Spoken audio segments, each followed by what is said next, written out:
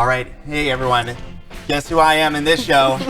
This is called Three Moms and a Dad. And this is something I really have grown to look forward to, because something I put out the other day was that I am smart enough to know that I don't know everything. Okay. So I really look for this as an opportunity to learn from you and to learn from our audience as well. The show's called Three Moms and a Dad. I'm meteorologist Rob Cromark. I do weather in the morning, and then once the clock is done, then I immediately go into dad mode. So this is a very helpful show. To my left, I've got Brittany Begley. Tell us a little bit about yourself. Well, I'm going to share the comments right now, so join in. If you have something, let me know. I promise I'm not being rude. I have a son. He is 12, and it's an adventure. That's where I'm at in my life. I know we're talking about breastfeeding, right? I liked it. I loved it. There's my son right there, eccentric, and we are all about having your own personality and being different and being brave enough to be different. So that's kind of where that outfit came from. Okay, awesome. And what's great about the show is that we often have guests. So we have two guests, Mom. We have Deetra and Angelita. So Deetra, we'll start with you. Let everybody know who you are and introduce us to your family. Hi, so my name is Deetra Minton, and I'm the mom of 6. And my children, they range in age from 8 to 28.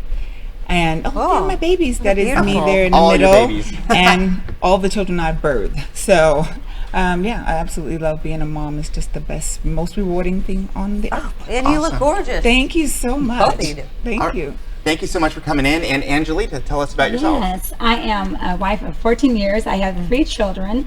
Mateo, who's my eldest, he is 6 years old. Lana, 4, and a baby. She's going to be turning 2 in September. So I love being home with them, and I am homeschooling them currently. So having a great time being mom. Okay, first of all, your husband and your son, I mean, look at that. Look at that, yes. I'm going with the bow tie. Daddy, I'm going with the bow tie. Oh, absolutely. That is absolutely precious.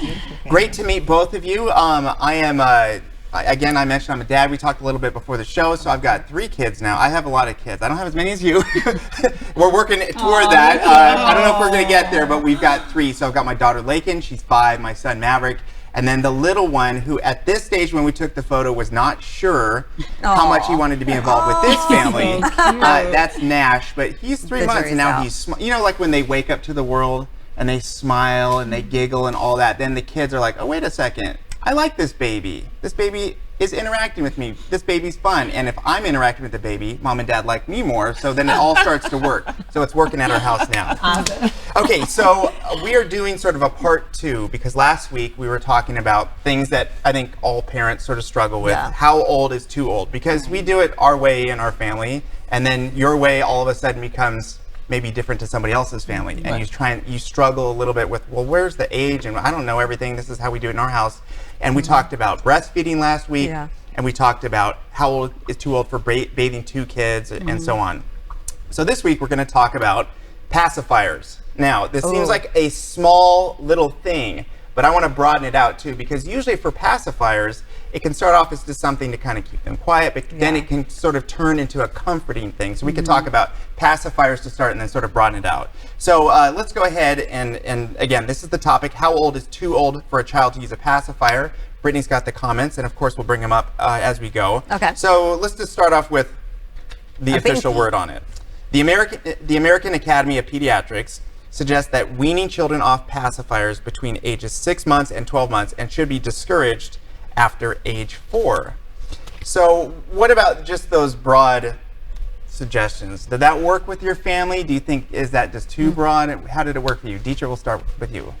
Well, I'll say that for a start, I've had some of my children use me as the pacifier. I was a human pacifier. They wouldn't take the actual pacifier because I was nursing them, so they knew the difference. They didn't care about it. But for the ones that actually did take the pacifier, I try usually around the age of 2. I'm cutting things off. So around that time, I would say. And I've seen people that have pacifiers everywhere. There's one in the car, there's one everywhere, and then, you know, they lost it and so I usually start to wean them off around 2, before 2, but definitely around the 2 the age of 2. Okay. And Angelita, what about So you? I was really apprehensive about them because my firstborn, he was a month late. And so he was preemie, and we struggled with, breastfeeding and nursing. And I really wanted to exclusive breastfeed. So I thought, oh my gosh, if I gave him a pacifier, what if I missed that feeding cue and he's hungry? I wouldn't know. That new mom feel. Right. So I was always like, oh God, no, I'll wait. And then by the time I was ready to do it, I was like, buying all of them, and he wouldn't take any. I'm like, oh no, what did I do? So by the time I got maybe baby 2, baby 3, the girls they took for it, but they just pretty much self-weaned. I kind of got lucky, but I think also from the breastfeeding, like, why would I want this, Mom? I'd rather have you, Yeah. So I went from like nursing to now I'm their comfort, right? And that nurturer for. But I have friends, they're just like at 1 year old, we're cutting it off, we're cutting that nipple, or we're putting some chili on it. Or you ain't gonna go to school with this. So, some people are really firm on, when they want it done. I'm curious, did you feel any pressure from other people, from, your parents or their grandparents about, if they weren't using a pacifier, like you should use this or try this? Because I feel like, and I'm not trying to have this be a whole generational debate, but I feel like for some people and for some families, there's other family members that are really all about the pacifier when maybe that child isn't into it or it's not their thing. Did you feel any pressure from other people that you should be using a pacifier? Okay, so I agree with Maria on our Facebook. She said, I just never gave my child a binky in the first place. Or, I breastfed, so he didn't want it. So I was like, oh, this is so great. But I know some kids really like it. And of course, my parents, at this time, you're going to start breastfeeding your kid. And if you don't, you failed as a parent. Yeah. Right? I know. It's like, thanks for your unsolicited opinion on everything, including parenting. If I could tell you this, though, I did have a whiteboard in the nursery, and I read what to expect when expecting, and then they had the first year, and I had a little checklist. Oh, he's supposed to do this at this time. I was OCD, and it did not work out. Just FYI. So this sort of debate has become mainstream and judged by other people, just saying. So one of the things that I recall when we were talking about this is David Beckham, the famous soccer player, football in England. But he did play in LA for a little while. Spice Girls husband. Yeah, exactly. Yeah. Scary or spicy? Posh Spice. Posh Spice. But anyway, so there was a paparazzi photo of his daughter walking around who was 4. And she had a pacifier, and then all of a sudden everyone had to chime in. And he decided, you know what? This is my moment to really clap back at this whole situation. This is not okay, and so this is what he said. Why do people feel that they have the right to criticize a parent about their own children without having any facts? Everybody who has children knows that when they aren't feeling well or they have a fever, you do what comforts them best. Yes. And most of the time, it's a pacifier. So those who criticize, think twice about what you say about other people's children, because actually you have no right to criticize me as a parent. Yeah. What do you think about that response?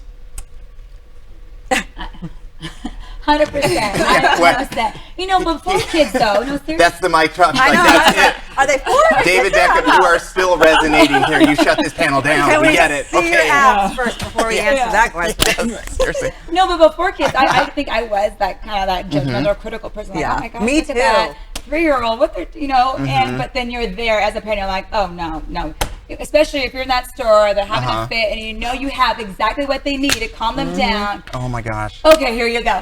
Let's just get through this, and we'll deal with this later. And maybe that's not that tough love. Maybe you got that. I don't know. You give me a look. I said some tough I know. love. Yeah. What are you thinking? Break it down for us, Deidre. I mean, well, first, he's in the public eye, so Right. it is. People are going to comment. It's just the way that it is. And even with me having 6, I mean, I've eased up a little bit, but even still, sometimes you'll see something, you're like, wait a minute, why are you doing that? But I don't know if I would have, with the 4-year-old, I might have been like, wow, she's a little bit old to have a pacifier, but at the end of the day, it is his life, his child. He has to make those decisions for himself, and it really just doesn't, for his family. And so we don't have a right to chime in, but 4-year-olds is a little... It's a little old. That's up there. And that's sort of like the downside of the internet is like, I think if we were all in that situation, we might have, let's just be honest, we might have said, Yeah. That's interesting, but we don't say anything. I guarantee nobody went up to him and said, what's going on? Right. But on the internet, everyone's so Yeah. brave with that keyboard. Because I feel like sometimes I am a nurturer and I do like to help people. So maybe if it were my friend, I would probably say something like just curiosity, like, oh, what are you doing? And that probably would offend them. So I need to think about that. I would never go on Facebook like, why are your kids? I don't know why people feel the need to do that. I think that's just, he's not hurting anyone. No. You know what I mean? Yeah. Like Exactly. Do you love your kid? Do you show up every day to your kid? Do you get on the ground and play with them? Matters. That's what matters. Yes. If you want to have a binky, but you show up as a father every single day, you do that binky. Right, and let's think about this. This guy's got all the money in the world. He's got help whenever he wants it, but he's hanging out with his 4-year-old doing normal things. Yeah. So anyway, Mariah Carey was also another celebrity that had the same situation. You know, people, you know, look, she's beautiful, successful, one of the greatest of all time, right? So she's on Instagram, and then there's the kid in the back with the pacifier. So again, the same kind of reaction. And the sort of backlash. And again, you know, they get it more than probably the rest of us. But we've all done stuff and probably saw comments on Facebook about how we parent, and you know, it's not always nice. Any comments, Brittany? Okay, so let's talk about what people are saying, like what's going on. So Kathy said, talking about, I call it a binky, but I guess pacifier too. She said, how do you get rid of it? She says, one day she threw the passy at their German short-haired dog. It disappeared into his mouth. Wow. I said, all gone. And that was the end of that. And then Betsy says, my daughter was addicted. She sucked one and would find other ways. She was very happy carrying 2. So she wanted to make sure she had one in her hand and her mouth. I had to cut Double the rubber fisting. one off to get her to stop. So, oh my gosh. And then I'll read one more. Melissa says, my son was about 2.5 when we told him a goldfish ate their pacifier. Okay, that's creative and I like it. He was fine with that and never asked for it again. Really? That's awesome. You know, and sometimes the kids decide when they're done. Yeah. You know, that's maybe true. around like 2.5 is when they really start to pay attention to other kids, you know, for potty training or for some of these other things. And then they sort of decide, some independent kids, they say, I don't want this anymore because none of my friends are doing this. You know, there are some pros and cons. So just so we put this out there, you know, some of the pros that they say are that they offer some protection against sudden infant death syndrome, SIDS. So obviously we would be interested in that. But then also some of the cons potentially interferes with language development, which makes sense. And some dentists will get in there too, because it's about that age between like 1 and 2 they get their first, you know, sort of test visits with the dentist, and the dentist may say something as well. So that's where we are with pacifiers. My personal quick anecdote on this: the first one was all about the pacifier, but only one. The joke pacifier for my old college roommate that was a mustache. No. That's the one my daughter had to have. So we felt a little bit like David Beckham where we were getting the looks. But it worked. Middle one, not interested at all, and then now the youngest one is kind of into it. So I'm the one that has like 2 or 3 in my pockets, and I'm ready to go. I'm ready to dad that way. When I hear moms like their kids acting up at the store, I'm like, I've been there. Go ahead, because you know they're like shivering or trying to hide, and I'm like, no, we have been there. Just like with passy, I don't even notice anymore. Like I don't care if your kid has a passy. And a side note, when every parent's struggling at Target with that whole thing, that meltdown, you can help. You can distract them, you know, hey, I've been there. Yeah, exactly. Like the parent won't say that, and some parents don't pick up on that vibe. But just if you see me at the grocery store, my kids are melting down, please distract them. I'm fine with it, because I will fail sometimes. So here's our next topic. Okay. How old is too old for a child to still wear diapers? Now this can be semi-controversial. Again, we are here to listen, we are here to share, and we're just talking about it. Okay. So what do you think about this one? Here's some potty training facts. Okay, we put this out there. I got so many responses on this specific one. Yes. So here's some potty training facts. So again, we sort of put it out and try and get some expert as you can advice about parenting. This is what they say. The average age for starting to potty train is anywhere between 18 months and 2.5 years. Girls usually get it sooner than boys, and most agree that a child should be potty trained by kindergarten. So Deetra, we'll start with you. What are your thoughts on when is it too old to be wearing a diaper? Yeah, you have a lot of experience. I mean, different kids' ages. You have probably 6 different versions of this. No. Okay. Between 2 and 2.5 is when I start. Sometimes a little bit earlier, like they say 18 months, but between around 2, I'm like, okay, by 2.5, you will be potty trained. And so what I usually will do, I don't believe in the pull-ups because in my opinion, they feel like diapers and it takes longer. So I use underwear. And then I'll put underwear on them, and they don't like the wet feeling. So they'll come to me, and they may make mistakes, of course, in the beginning, but after a while they get in. We set them on a potty, and they usually get it between 2 and 2.5. I've never had a child after 2.5 wear Pampers. But now, have you had that battle? Like, how does it take all of the 6 months? Does it take right up to the day of 2.5? Because some kids are more stubborn than others. No. You just get it ingrained in them. This is happening. Yeah, because this is what we're doing now. You know, I feel like if they can talk to you right. and come and tell me, hey, mommy, I would like some cereal. Can you go and fix it? Or you can tell me when you need to go to the potty.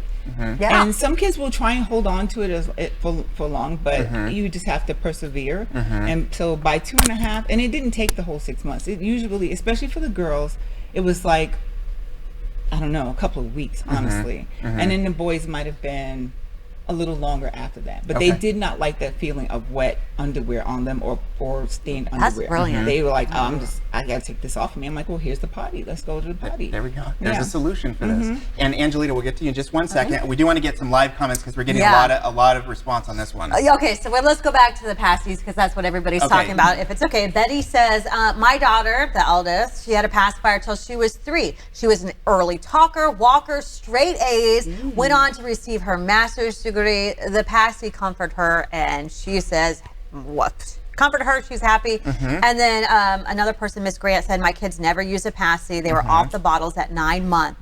If they're too old for a bottle, replace it with a passy. So I kind of see that like Wingham, go bottle, passy, crying. So Kelly says 4 years, 4th birthday, that passy went away, and 3.5, 3.5, I guess, finally got her to stop sucking her thumb. We had to use bitter nail polish to get that done. Yeah, some people go extreme because they're ready to move on. So what are your thoughts on when is it too old to be in diapers? Okay, I thought it was 2 years old because I feel like all my mommy friends were like, oh yeah, I got it done in 18 months, got it done in this. And they had multiple kids. I'm like, okay. So I'm like, the pressure's on. My firstborn was a boy. And I'm like, okay, let's do this. But oh my gosh, total mom fail. I feel like I tried so many times. And I'm from 18 months to 3, and I was just struggling. I'm like, I finally just said, you know what? You'll let me know when you're ready, and we'll do it from there. And I took the stress off of me, and I just made it about him, or about my baby and them being ready. So my girl, thankfully, it was a lot easier. And now, you know, my third is going to be 2 in a couple months. But I'm starting to see those cues, like, you know, get that uncomfortability, like you were talking about, like, oh, God, I want this change. And then another time she was like, she's cool with it. So I'm like, oh, God. But, you know, so I'm like, okay, I've tried all these strategies. You know, you just try to do your best. I just know that, hey, I can't give all the best advice on this because I'm still working through it, even though I survived these 2 potty training days. So, and that's really all it is. It's all about your own personal experience and how you get through it. My daughter, it took a while, and I'll be honest, I don't think we really tried that hard at all until there were many sort of moments. Preschool was around the corner, and we were getting comments like, you know, oh, are we still doing this? Are we still doing diapers? Like, not to mom and dad, but other family members to the kid. Are we still doing diapers now? Because but look, you know, like it takes a village to raise a child. I've got no problems with family members trying to help us because it's the same goal. That's true. But then there was this weekend, and my wife woke up and she said, "That's it. It's happening today. It's happening today." Fight. But you know what? She was ready. She was a little bit older. She was ready, and it really did take 2 days. Now we're on the middle kid because, you know, obviously the baby's the baby. And man, this is a struggle because he knows. Now it's not about going or not going or being uncomfortable. For this child, it's about winning. It's about that's a personality. It's about like, because we're, you know, if as long as you're on the potty and do this, then you're going to get treats and attention. And remember, he saw this as an opportunity for us to literally sit next to him and hang out and do all that. And I totally understand. So we actually just declared it a fail, and we're going to come back in maybe a couple weeks. I'm inspired by you by saying this is going to happen. I'm also, I feel comforted that you struggle with it as well. And you know, we're going to get through it eventually. I mean, they'll be potty trained by 5, 6, 7. It's going to happen. Okay, so hear what our Facebook friends are saying. They kind of agree with all of us. Donna says, totally potty trained at 14 months. 14 months? That's great. As soon as the baby was able to walk, she made a game to find out who could go faster within a month. She was challenging the mom. It worked. She was perfect. Wendy says the girls, about 18 months. The boys, oh gosh, don't ask me. She used emoji, but I'm going to guess that's what she meant, right? And then Terry says each one of my kids showed interest early, so we jumped right on it. So the daughter was 18 months.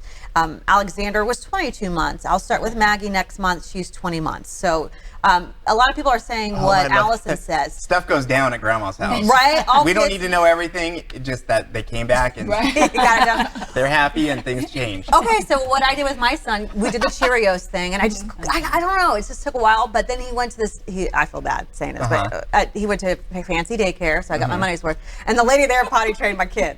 Oh, nice. And she was not messing around. She was like, do. Yep. I was like, oh, I'm so happy I paid you, because I don't think I could have done it. But sometimes you need like that outside influence. You know, like I said earlier, sometimes it's a grandparent or auntie will come over and she knows what's going on and they'll do it for her but not for us. So sometimes it's okay. Sometimes you need help with these kids because they're a lot, you know, and they won't do things for you because they know sometimes it's a battle. They want to win. There's also that pressure as a parent, because there are certain programs they won't be allowed to go into. Some daycares won't let you. So now I got my older two in this, you know, my last child was like, okay, we got to get you potty trained. We want to get you in this. We got to get you out. Exactly. So that pressure too. So, you know. Kids are smart. Yeah, they are. They are very, very smart, and they catch on to things a lot quicker. They do, and maybe they're not so conscious about it. You know, one of my favorite stories that I like to tell all the time. Have you heard the expression horse sense? Like just sort of like understanding the mood of a room. Yeah. And I don't know if this is a true story or not, but it makes sense to me. Is that back in the day, someone taught a horse how to do math, and so they would do these math problems, and the horse would go like this, and then it sensed. The horse didn't know how to do math, but it sensed when the crowd wanted the horse to stop. And so sometimes I feel like these kids, they sense that this is something that you want. Yes. And so they're not, depending on their mood, either they're, you know, some kids are like, Mommy, Daddy, like, I want to do this for you. You know, they're super helpful. They bring you water or they bring you a snack. And then some days they're like, no, I'm not doing that. So it kind of depends on their mood. And they sense it maybe either are helpful or not helpful. I don't know. Kind of like marriage a little bit. Okay, so I want to get to these two comments from Kathy because they're kind of fun. She says, my son learned to like hot sauce because she put it on the passy. He's 31 and he still loves it. He wins, I lost. Remember we were just talking about that? And then she goes on to say, the same kid, I believe, is carrying his blanket, which is a tiny piece of his sister's ballerina outfit we cut up for him. He carried it until 4.5 years old. So they tried the binky, that didn't work, and then carrying that blanket. When I first met my husband, he still had his baby blanket in the room. My husband has his baby blanket. His mother kept it for him, and now it's in our house. Oh, really? For the babies? It's so cute. Yeah. It's in our closet, folded up nice and neat, and it's tatty. It's not on the bed, but it's in the closet. No. That's fine. I know, that's fine. You can go in the closet and look at it and be like, oh, and fold it back up. And was that ever a discussion? Like, breaker. This would look great as a pillow cover. No. There are limits. There are limits from your childhood to your adult life. Yes, if you be here, you can look at it and then get your fix in the closet and then come back. Oh my goodness. So we're going to go ahead and wrap things up here. You'll have final comments on what people are talking about, but you know what we try and stress on this is that we always rediscover that it's kind of different for every family. Yes. You know, and I think I just want to end with, if you have any final thoughts on is it more how your family is run, or do you feel like these ages that we come up with are from pressure from the outside? Like, what are you more motivated by? How you run your house, or how sort of people are suggesting to you how things should go? We'll start with you, Deetra. Or maybe some combination, right? No, I mean, there is. I mean, you take things from your mom, you know, from parents and things like that. And then you do also get a lot of tips from things that you read. And so I don't know everything. And there's some things that if I went back, I probably would do a little bit differently, you know. But you do the best that you can. And I think ultimately it's just about having, just loving your child and having the right loving spirit towards the baby and the babies, the children, you know, as much as possible, and just doing the best that you can as a parent. You know, you're gonna make mistakes, and there is no one blueprint. You know, every child is different, every parent is different, so just do the best that you can. You know? And Angelita? You know, in the beginning, I think I was really influenced by those around me, and I probably tried just to please. Yeah. But then, you know, come to the point where they're not with you during those sleepless nights. Yeah. Yes. They're not with you when you're trying to multitask with multiple kids. And you just, like you said, you just got to do what works best for your family. You know your baby's most, you know, you know yourself, you know what you can tolerate and what you you know you have to back up from. So I think when you find you and your children, then it works best for them, and then that's where it starts to be successful, and you feel better about yourself. Because you're not trying to appease someone else. You're trying to make things work out for your family, and you always have your children's best interest at heart. So absolutely. My gosh, I was just thinking about that. I was like, oh, you're right. You got to do you. It's all for you. So Kathy was talking about, I know we just already talked about her, but she said that her son called that blanket a silky. So silky. They all have names, right? Yeah, they all have names, but everybody's kind of saying the same thing. Do you. At the end of the day, if you show up for your kids, you love them, you actually get down on the floor, play with them, and you're involved in your life. I don't care if you have a binky. You want to do a binky, you want to do diapers. You're going to get done before elementary school, so let's get it done. Yeah. I think some of these things, in the middle of these, we'll kind of put it out there, and then we'll look for like what the experts say. Yeah. And that's I think where sort of a little bit of the pressure comes from. Like maybe it's not from your family or your friends, but there is some sort of written down thing for all of these sort of like big questions that we ask. And I feel like when you read it, then because we're all new at this, even if you have 6 kids, next year will be a little bit different for all of your kids. So now it's all brand new because they're all going through different things. So, the experts are there to help, but I feel like if you take it to heart as like the word of how things go, you can really bring on a lot of pressure to yourself that then now you're questioning yourself. You are making unforced errors. You're doing something that's unnatural to you, like being really aggressive about a certain thing because of a certain number. And then the kid picks up that now you're not different. You're acting different. You're not. Where's my mommy and daddy? Why are you being mean? Why are you mean to me? You're not nice. And we're like, well, we're not. But we're trying to get this done. And then it always comes back to you just try and do the best you can, because look, we have the same goal. We want to be healthy. We want to grow up. We want to do it together because you're a family growing together. And every style is different. What I always say is I'm planning on having my family run on love and respect, and that's how we'll get things done. But someday it's fear and bribes. Just to get it done. This tantrum will stop right now. Here's a lifesaver. I will discipline you in the car because we're not doing this in line at Target, because that person over there wants to talk to me about why I said it was going to be 100 degrees and it's 110 right now, so I need to address this. I need to put on the facade that I've got everything under control when I don't have anything under control. I'm constantly struggling with everything, so we just try and get through it, right? I love that. I love hearing your perspective too, as a male. I never really get to hear that a lot. Well, remember, the successes are on Facebook and Instagram. Wow. The failures are discussed on this show. All right, so we want to thank all of your comments. A lot of comments, a lot of people watching. Thank you so much. Deetra, Angelita, wonderful meeting you. Thank you for your perspective. It adds a lot to the conversation. And we will see you again right here next Thursday on 3 Moms and a Dad. Dun, dun, dun. And this guy.